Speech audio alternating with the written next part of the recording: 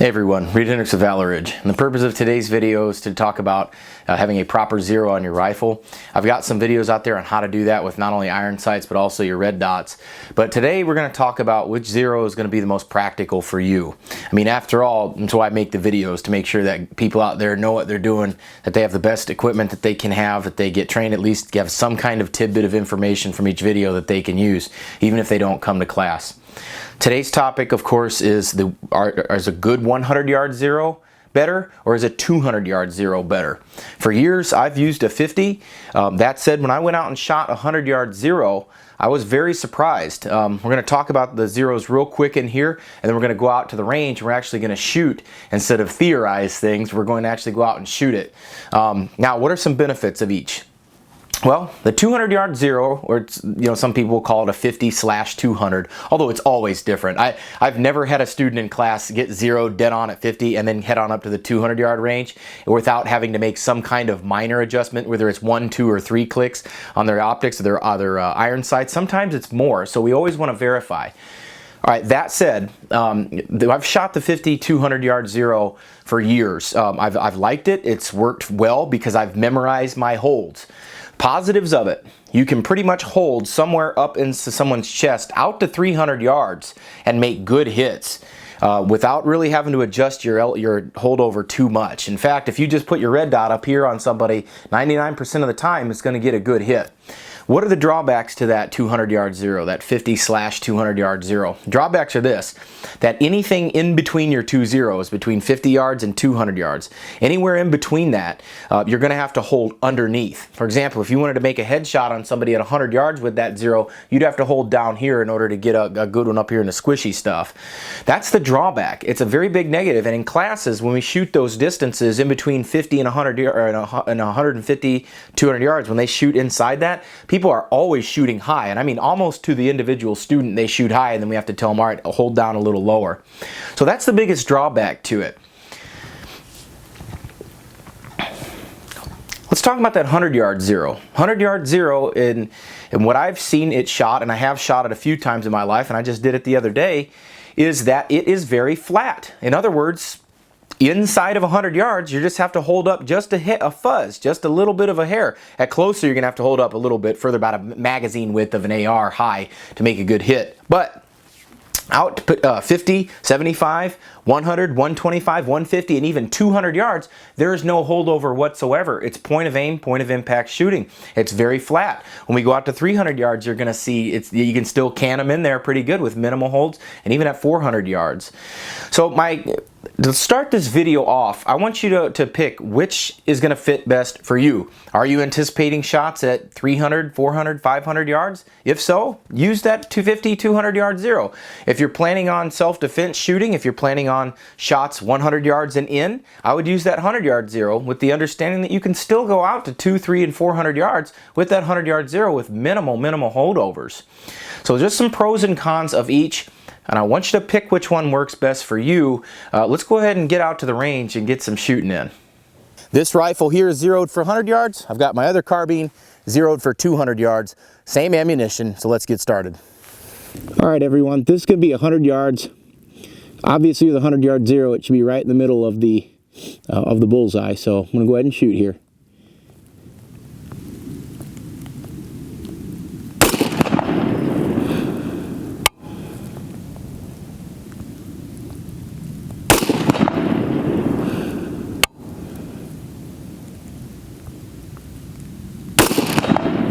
All right, that was a 100-yard zero. Now we're going to go to the carbine that is zeroed for 200 yards.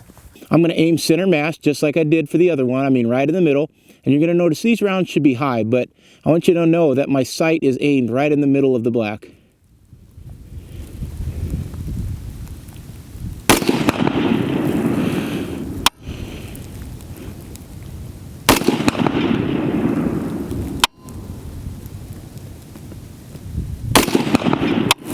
All right, everyone, this is a 100-yard target, and I shot it with a 100-yard zeroed carbine. I put my red dot right in the middle, and that's exactly where those rounds went. It was smack dab in the middle, right where my red dot was, right in the middle of that dot. That's what we want out of that zero. Let's go take a look at the 200-yard zero at this distance. All right, everyone, this is the carbine. This is a 100-yard target once again, and with that 200-yard zero. And as you can notice, I was aiming the same space that I did at with the other carbine. I'm aiming right here, and notice those rounds are about 3.5 inches high with that zero. This would cause you to shoot high in those intermediate distances between 100 and 170 yards. You're going to shoot a little bit high, so keep that in mind with that 200-yard zero. Now let's go shoot some real distance. All right, everyone. First, we're going to shoot the carbine zeroed for 100 yards. This is a 200-yard range, so we're going to be shooting at 200 with a 100-yard zero. I'm aiming center mass right in the middle of the black.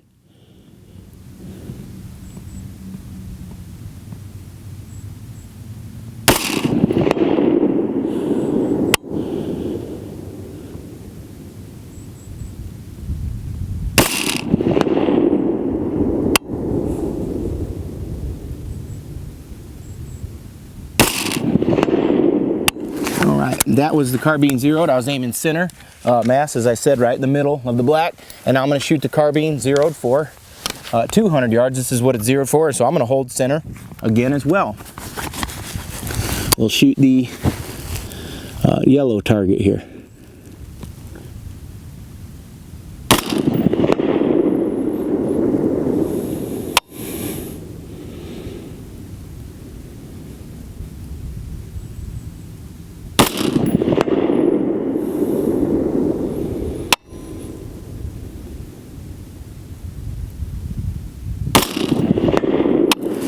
All right, everyone, this is 200 yards with the carbine zeroed for 100 yards.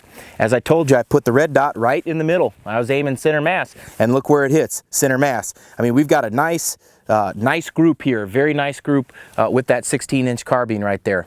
All right, everyone, so once again, this is the carbine zero for 200 yards, and I put it right there as well. Notice same point of aim, point of impact, from the 100-yard to the 200-yard zero, even out to 200 yards. Not bad. All right, folks, we're going to go out to 300 and really stretch these out a little bit.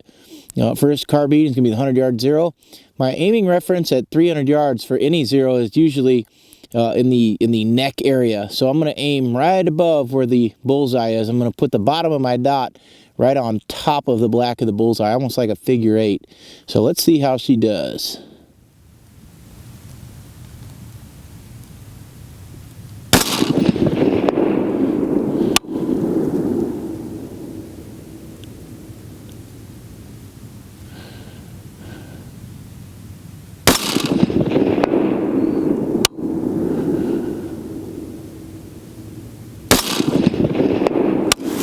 All right, now we're going to do our 200-yard zero on our carbine, and I'm going to do the exact same hold.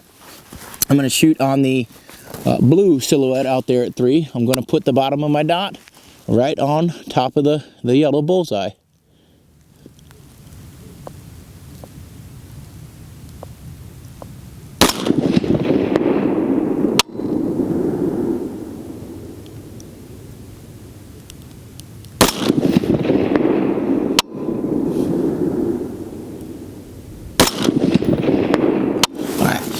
All right, everyone, 300 yards, moment of truth, right?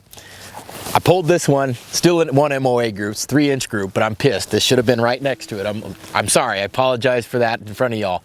But as you can see, I put the red dot right up here, put the red dot right up here, the bottom of the red dot right up here. It drops down, perfect center mass shot. 200-yard zero carbine right over here. I put the dot right there. And it hit pretty much point of aim, point of impact, or at least close to it. Maybe I was aiming up just a little higher, but either way, you'll notice that it climbs up high. All right, folks, we're going to go out to 400 yards now, which is, I mean, it's not that far. I mean, it's farther than most people would ever shoot them, you know, if they ever had to justify themselves. But I'm going to go out to 4. I'm going to shoot on the orange silhouette. This is the carbine zeroed for 100 yards. And what I'm going to do is I'm going to put this dot right on that dude's head. So I'm going to lollipop the head with this. All right, everybody, just for a bonus 400 yards. Target over here to my left is the 100-yard zero. I put the red dot right on top of his head like a big old lollipop.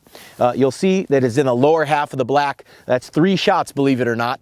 We're talking almost half MOA. Over here, this is the 200-yard zero. I put the dot right here in his face. So rather than climbing, I put it in his face, and as you can see, it holds him up a little bit better. If you found the information in the video helpful, subscribe to the channel, follow me on Facebook, that's down below. And if you want to learn how to shoot your rifle at these distances, come on out to Valor Ridge and we'll teach you how to do just that. This is Reid Henrichs with Valor Ridge reminding you, the lessons that we learn are written on the tombstones of others. We'll see you on the ridge.